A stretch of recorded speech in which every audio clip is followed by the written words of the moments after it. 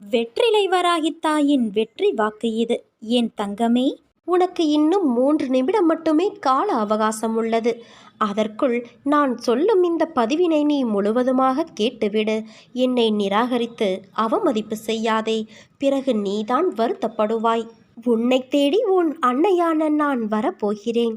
அன்பு குழந்தையே, என்னிடம் நீ முழு மனதோடு கேள். என்னிடம் உள்ள அனைத்தையும் நான் உனக்கு தருவேன். ஒவ்வொரு நிலையை நினைத்தும் நீ எதற்கு வேதனைப்படுகிறாய்? இப்படி வேதனை மேல் வேதனைப்பட்டு எதை சாதிக்கப் போகிறாய்? வெளியே வா. அப்போது என் ஆசி உனக்கு முழுவதுமாக கிடைக்கும். வெறும் வாய் வார்த்தைகளால் நான் இதை சொல்லவில்லை. நான் உன்னோடு இருக்கும் பொழுது உன் கவலைகளை என் பாதத்தில் வை. அதன் பிறகு நடப்பதை பார். உன்னை படைத்தவள் நான். நம்பிக்கையும் பொறுமையும் கொண்டு இரு. உன் கர்ம பலன்கள் முடிந்துவிட்டது. எப்போது நீ என்னை நினைவில் நிறுத்தி கொண்டு பூஜை செய்தாயோ அப்போதே உன்னுடைய கர்ம பலன்கள் பொடி பொடியாகிவிட்டது. என் காலடியில் நீ யார் என்பதை நீ அறிந்து கொள்வதற்கு நான் வைக்கும் பரீட்சைதான் நீ படும் வேதனை. உண்மையில் ஒருபோதும் நான் பணத்தை விரும்பியது இல்லை. விரும்பவும் என் பிள்ளைகளை நான் அனுமதிக்கவில்லை. என் பிள்ளைகளை அதன் பிடியில் விழவும் நான் அனுமதிக்க மாட்டேன். ஆனால் உனக்கு அது தேவைப்படும் காலகட்டத்தில் நிச்சயம் அது உன்னை தேடி வரும். யாருக்கும் இல்லை என்று சொல்லாதே. யாரையும் வெறுத்து ஒதுக்காதே. உன்னை தேடி நானே வரப்போகிறேன் குழந்தையே. துன்பம் வந்த போதும் கூட என் மீது நம்பிக்கை குறைவுபடாமல் இருந்தால் அவர்களுக்கு என் உதவி கண்டிப்பாக கிடைக்கும். உன் கர்மத்தை உனக்கு பதில் நான் சுமக்கிறேன். உன் செயல்களில் உன்னை விட நானே முன்னால் நிற்பேன். நீ விழிப்புணர்வு இன்றி இருந்தாலும் நான் மிகவும் விழிப்போடு உன்னை முன்னின்று நடத்தி வைக்கிறேன். என் அனுக்கிரகத்தால் இப்பிறவியில் நீ என்னை ஆராதிக்கின்றாய், என்னை வணங்குகிறாய். அப்படி என்னை வணங்கும் நேரம் உனக்கு கிடைத்ததே ஒரு யோகம்.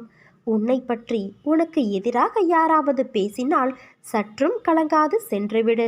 அவருடைய சொற்கள் உன் உடலை துளைத்துவிட முடியாது. பிறருடைய செயல்கள் அவர்களையே பாதிக்கும், உன்னை அல்ல. உன்னுடைய செயல்கள் மட்டுமே உன்னை பாதிக்கும். என்னுடைய கதைகள், உபதேசங்கள் இவைகளை கேட்போருக்கு நான் பணிவிடை செய்வேன். செய்வது மட்டுமல்ல, அவர்கள் ஆசைகளையும் நான் பூர்த்தி செய்வேன். என் குணநலன்களை, என் மகிமைகளை, என் லீலைகளை எப்போதும் நினைப்பவர்கள் தாமரை மலர் மீது வண்டு மொய்ப்பது போல அவர்கள் என்னிடமிருந்தே பக்தியை வளர்த்து கொண்டே இருப்பார்கள். உன்னுடைய கோரிக்கைகளை நிறைவேற்றி உன் பிரார்த்தனை அனைத்திற்கும் பதில் கொடுப்பதற்காகவே நான் அவதரித்து வந்தவன் என்பதை நீ உணர்ந்து கொள். என்னிடம் அடைக்கலம் புகுவோர் இப்பிறவியில் எதை குறித்தும் கஷ்டமே படமாட்டார்கள். இப்போது நீ கவலையற்று இரு. என்னுடைய பக்தர்களை எக்கணமும் அச்சுறுத்துகின்ற ஆபத்துக்களின் கோர பற்களிலிருந்து நான் வெளியே இழுத்து விடுவேன். நிலை தடுமாறிய நிமிடங்கள் எல்லாம் இன்னும் சிறிது காலத்தில் உச்சியில் வைத்த கிரீடம் போல உன் வாழ்க்கை அலங்கரிக்கப்பட போகிறது. எல்லாம் நன்றாகவே நல்லதாகவே அமையும். நீ எதற்கும் மஞ்சாதே. உன் மனதில் குதர்க்கமான எண்ணங்கள் எழுந்தால் அதை விட்டுவிடு. அதை பெரிதாக எடுக்காதே. மனமும் புத்தியும் தான் நமக்கு பாதி நண்பன், பாதி எதிரி. அதனால் அவற்றை என் பாதத்தில் வைத்துவிடு. அனைத்தையும் நான் பார்த்து கொள்கிறேன். நிறை குறை என்பது எல்லோரிடமும் உண்டு. அதனால் அதை திருத்த நீ முயற்சி செய். இப்படி குறையுடன் இருக்கிறோமே என்று வருத்தப்படாதே. உன் அன்னையான நான் உன்னோடுதானே இருக்கிறேன். நான் உன்னை கவனித்து வருகிறேன். ஏதோ பெரிதாக நடந்தது போல யோசித்து கொண்டு இருக்கிறாயே, அப்படி என்ன நேர்ந்தது? நீ அதை சொல்ல தயங்கினாலும் நான் அறிவேன். தயவு செய்து தேவையில்லாமல் யோசித்து கொண்டு இருக்காதே. கவலைகளுக்கு இடம் தராதே. ஏற்றத்தாழ்வுகள் இல்லை என்றால் நீ வாழும் வாழ்க்கைக்கு ஒரு அர்த்தம் இருக்காது. மனதில் பக்குவமும் தைரியமும் இருந்துவிட்டால் நீந்தி கொண்டு வந்துவிடலாம். நீயோ இவை அனைத்தையும் கடந்து வந்துவிட்டாய். நீ எனது செல்ல பிள்ளை அல்லவா? உன்னை கண்டிப்பதற்கு உன் தாய் எனக்கு மட்டும்தான் உரிமை இருக்கிறது. கவலைப்படாமல் இரு. என்னை தாண்டி, என்னை மீறி எதுவும் நடக்க விடமாட்டேன். என் அனுமதியின்றி எவரும் உன்னை நெருங்க விடமாட்டேன். உன் அன்னையான நான் இருக்கிறேன். தைரியமாக இரு. தன்னம்பிக்கையோடும் இரு. கெடுதல் நடப்பதற்கு இடம் கொடுத்துவிட்டால் பிறகு நான் எதற்கு? தண்டத்திற்காயிருக்கிறேன்.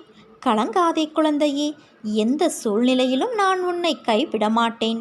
உன்னை வெறுத்து ஒதுக்கியவர் மத்தியில், உன்னை இழிவாக பேசியவர்கள் மத்தியில் நீ எல்லாம் எங்கே வளரப்போகிறாய் என்று அகங்காரத்தோடு பேசியவர்கள் மத்தியில், உன்னை வீழ்த்தி பார்க்க மந்திரத்தையும் தந்திரத்தையும் செயல்பட செய்தவர்கள் மத்தியில் அனைவரும் உன்னை பார்த்து வியக்கும் வண்ணம் வாழ்க்கையில் உன்னை நான் உயர்த்துவேன்.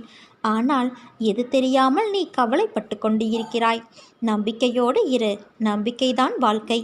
உன் வாழ்க்கையில் நடக்கின்ற அனைத்திற்கும் நீதான் காரணம் என்று எண்ணாதே. எரியும் மெழுகுவர்த்தி கரைகின்றது. அதற்கு நான் தான் காரணம் என்று நெருப்பு சொன்னால் ஒளி எப்படி கிடைக்கும்? அதேபோல வாழ்க்கையில் இழப்பு, அவமானம், தோல்வி, துரோகம், கோபம் இவை அனைத்தும் இருந்தால்தான் வாழ்க்கையை நீ கடந்து செல்ல முடியும். அப்படிப்பட்ட வாழ்க்கையில்தான் நீ இப்போது இருக்கிறாய். தினமும் உன் கஷ்டங்களால் மெழுகுவர்த்தியாய் கரைகின்றாய். ஆனால் நிச்சயம் நீ ஜெயிப்பாய் என் குழந்தையே. மற்றவர்களுக்கும் ஒளி கொடுப்பதற்காகவே பிறந்த குழந்தை நீ. வாழ்க்கை என்னும் வானத்தில் நட்சத்திரங்கள் போல ஜொலிப்பாய். ஆனால் ஒன்றை மட்டும் நினைவில் கொள், உன் வாழ்க்கை இன்னும் முடிந்து விடவில்லை. ஒருவரை தகாத வார்த்தைகளால் திட்டுவது, அவமானப்படுத்துவது, ஏளனம் செய்வது, பொறாமை போன்ற செயல்களை செய்யாதே. இதற்கான பதிலை நீ நிச்சயம் எதிர்கொள்ளும் நேரம் வரும்போது உன்னால் தாங்கிக் கொள்ள முடியாது. தர்மம் நிலைகுலைந்து அதர்மம் நியாயம் செய்கிற கலிகாலத்தில் நாம் வாழ்கிறோம். இப்போது நாம் பார்க்கும் எந்த இடத்திலும் நியாயத்திற்கு, நேர்மைக்கு, உண்மையான உழைப்புக்கு உகந்த பலன் கிடைக்காத சூழல்தான் நிலவுகிறது. நேர்மையானவர்கள் அலைக்கழிக்கப்படுகிறார்கள்.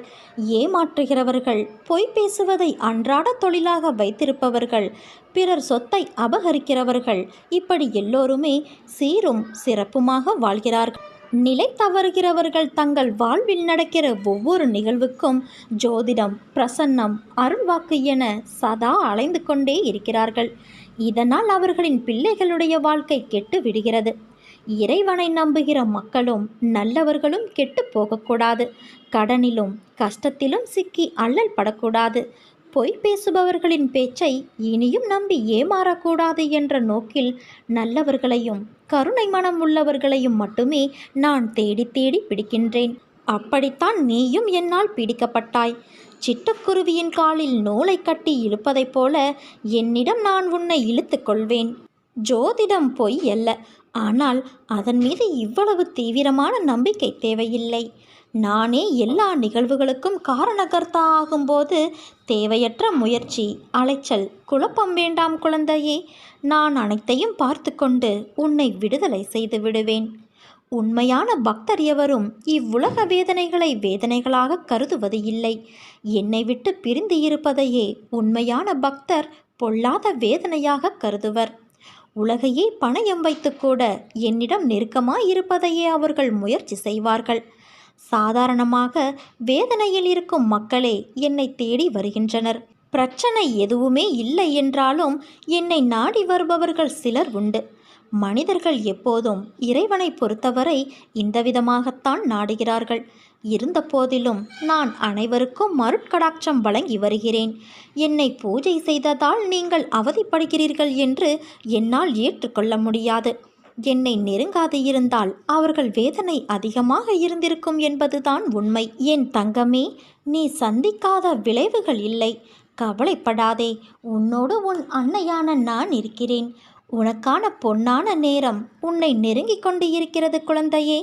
சிக்கல்கள் நிறைந்த இந்த உலகியல் வாழ்வில் தன் பக்தன் தன்னுடைய வாழ்க்கைக்கு ஜோதிடத்தின் உதவியை நாடலாமா? ஜோசியர்கள் ஓரளவுக்குத்தான் உன்னுடைய வருங்கால வாழ்க்கையை கணித்து தருவார்கள்.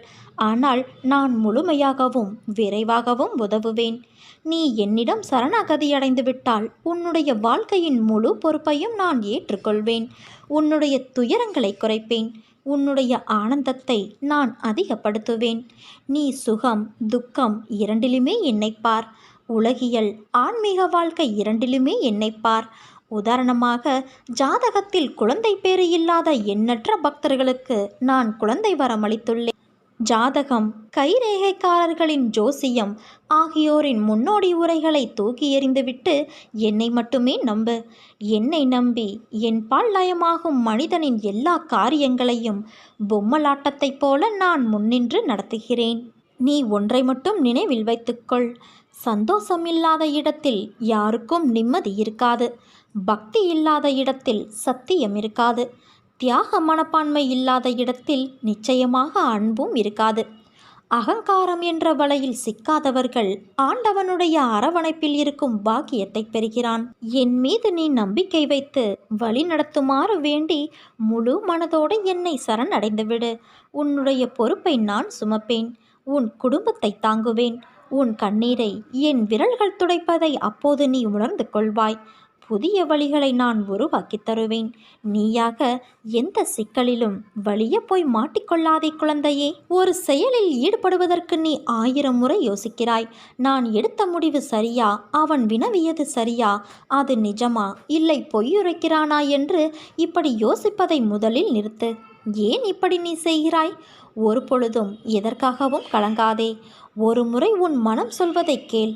மாற்றான் சொற்களை உன் செவி கொடுத்து கேட்காதே. எடுத்த முடிவை என்றும் எதற்காகவும் மாற்றிக்கொள்ள நினைக்காதே. உன்னை பற்றி தெரிந்து கொள்ளும் நேரம் வரும். எதையுமே கேட்டு வாங்கி கொள்ளக்கூடாது. தானாக வந்தால்தான் அதற்கு சிறப்பு. வாழ்க்கையில் புரிந்து நடை போட்டு பழக கற்றுக்கொள் குழந்தையே. பசிக்கு அன்னமிடுவதையும் கடினமான சூழ்நிலையிலும் உன்னிடம் யாசகம் கேட்டு வருவோருக்கு முதலில் உதவி செய்ய பழகிக்கொள். அவன் என்னிடம் முறையிடுகிறான். நான் உன்னிடத்தில் சேரும்படி அவரை அனுப்புகிறேன். அனைவரும் வியக்கும் வண்ணம் வாழ்க்கையில் உன் அன்னை நான் உயர்த்துவேன் என் குழந்தையே. வாழ்க்கையில் அழகு என்பது நாம் எவ்வளவு மகிழ்ச்சியாக உள்ளோம் என்பதில் இல்லை, நம் செயலால் மற்றவர்கள் எவ்வளவு மகிழ்ச்சி அடைகிறார்கள் என்பதில்தான் இருக்கிறது. மகிழ்ச்சி என்பது போய் சேரும் இடம் அல்ல, அது ஒரு பயணம். மகிழ்ச்சி என்பது எதிர்காலம் அல்ல, அது நிகழ்காலம். ஏனென்றால் மகிழ்ச்சியாக இருக்கும்போது மனம் தெளிவடைகிறது. மனம் தெளிவாக இருக்கும்போது உள்ளத்தில் புது புது சிந்தனைகள், தூய எண்ணங்கள் ஊற்றெடுக்கிறது. மனம் மகிழ்ச்சியாக இருக்கும்போது தான் ஒருவரின் செயல்திறன் அதிகமாகவும் ஆக்கப்பூர்வமாகவும் இருக்கும். எந்த சூழ்நிலையிலும் ஆனந்தமாக இருக்க கற்றுக்கொண்டு விட்டால் துன்பங்களின் நிழல் கூட உன்னை அணுக முடியாது. மற்றவர்களை மகிழ வைத்து மகிழ்ச்சிக்கொள். உலகம் உன்னை கண்டு மகிழும். நீ எங்கே அசிங்கப்படுகிறாயோ அந்த இடம்தான் வாழ்க்கையின் பாடத்தை கற்றுக்கொள்ள சிறந்த இடம். அதனால் அமைதியாக இருந்து கற்றுக்கொள்.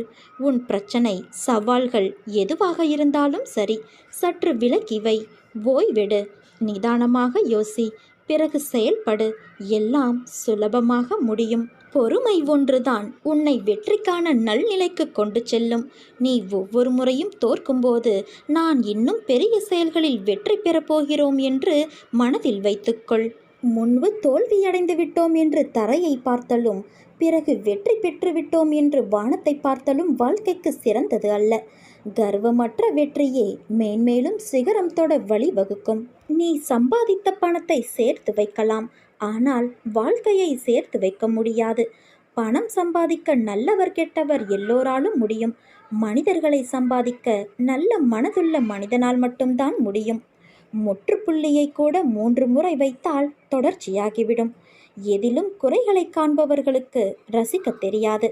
எதையும் ரசிப்பவருக்கு குறைகளே தெரியாது. அதனால் தவறவிட்ட நாட்களை எண்ணி வருந்தினால் மறுபடியும் கிடைத்து விடவா போகிறது? தவறவிட்டது நமக்கானது இல்லை என்று வாழ்க்கையில் அடுத்த கட்டத்தை நோக்கி செல்ல பழகினால் வாழ்க்கை அழகாகும்.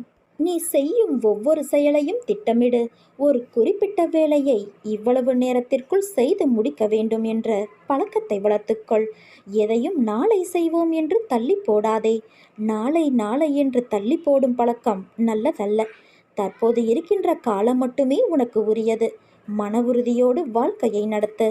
நீரோட்டம் போல காலமும் நிற்காமல் ஓடிக்கொண்டுதான் இருக்கும். அதை ஒரு நாளும் நிறுத்த முடியாது.